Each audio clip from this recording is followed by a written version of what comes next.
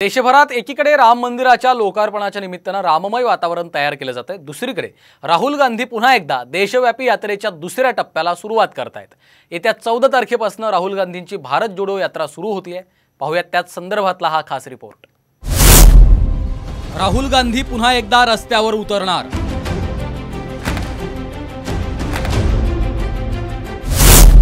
लोकांचे हात हातात घेत सरकारला जाब विचारणार।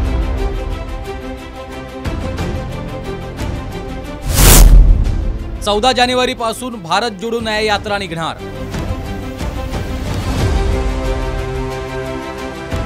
भारत जोडो यात्रेनंतर राहुल गांधींच्या नेतृत्वात आता मणिपूर ते मुंबई यात्रा निघणार आहे। राहुल गांधींच्या भारत जोडो न्याय यात्रेचा टीजर आज लॉन्च झालाय। भारत जोडो न्याय यात्रा मणिपुर से मुंबई तक, न्याय का हक मिलने तक।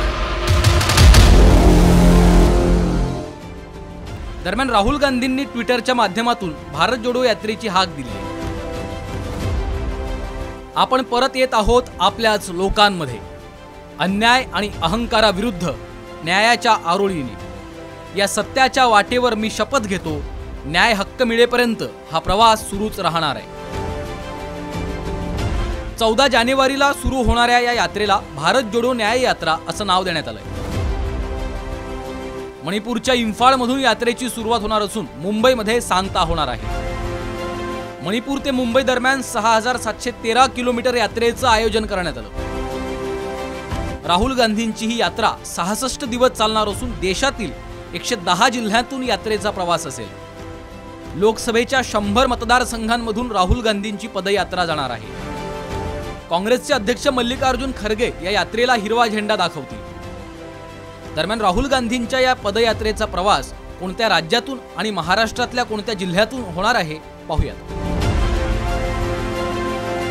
राहुल गांधी या पदयात्रेदरम्यान मणिपूर, नागालँड, आसाम, अरुणाचल प्रदेश, मेघालय, पश्चिम बंगाल, बिहार, झारखंड, ओडिशा, छत्तीसगड, उत्तर प्रदेश, मध्य प्रदेश, राजस्थान, गुजरात आणि महाराष्ट्र असा 15 राज्यांचा प्रवास करणार आहे।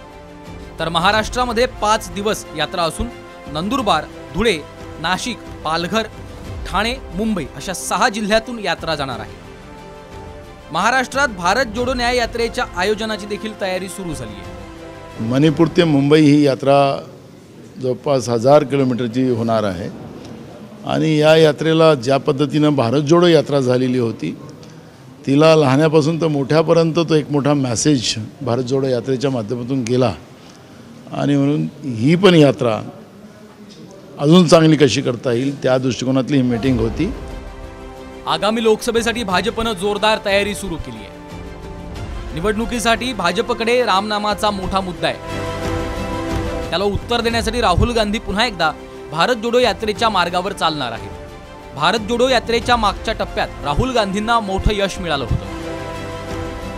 भारत जोडो यात्रेच्या पहिल्या टप्प्यात तब्बल 145 दिवसांचा प्रवास राहुल गांधींनी केला होता। राहुल गांधी यांची भारत जोडो यात्रा कर्नाटक, तेलंगणा, मध्य प्रदेश, राजस्थान या राज्यांमधून गेली होती। या राज्यात नुकत्याच विधानसभेच्या निवडणुका पार पडल्या। यापैकी कर्नाटक, तेलंगणा या राज्यांमध्ये काँग्रेसला या पदयात्रेचा फायदा झाला, परंतु राजस्थान, मध्य प्रदेश सारख्या हिंदी पट्ट्यातल्या राज्यांमध्ये काँग्रेसला फारसा फायदा झाला नाही। लोकसभा निवडणुकीपूर्वी देशात राममय वातावरण करण्याचा भाजपचा विचार आहे। 22 जानेवारीला राम मंदिराच्या लोकार्पणानंतर भाजप पूर्ण ताकदीनं कामाला लागेल। दुसरीकडे राहुल गांधी 14 जानेवारी पासून पुन्हा एकदा रस्त्यावर उतरणार आहेत। हात हातात घेऊन लोकांसोबत बोलणार आहेत। राहुल गांधींचं हे प्रेमाचं दुकान चालणार का हे पाहणं महत्त्वाचं ठरणार आहे।